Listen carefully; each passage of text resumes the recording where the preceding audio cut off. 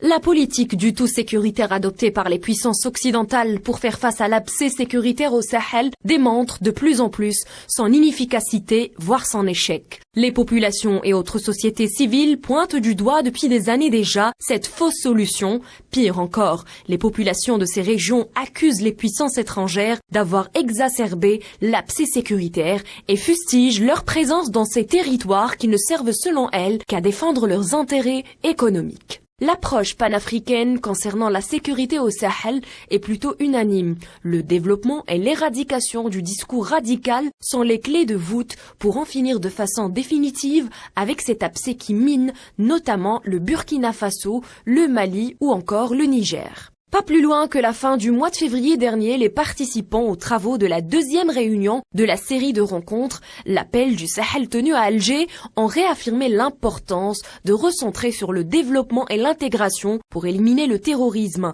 une démarche prise très au sérieux par Alger. Lors du 36e sommet de l'Union africaine, le pays a annoncé vouloir apporter une aide au développement pour la construction d'infrastructures vitales. L'Algérie met sur la table $1 milliard destinés à financer ce genre de projet. Cela dit, il semble que les puissances étrangères occidentales ne veulent pas s'inscrire dans cette démarche, même si elles avouent à demi-mot l'échec de l'approche sécuritaire totale.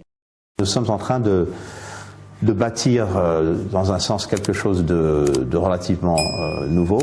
En même temps, je reviens sur ce que nous disions il y a quelques minutes, il faut absolument avoir une approche holistique, compréhensive, où sécurité absolument nécessaire, mais ne suffit pas.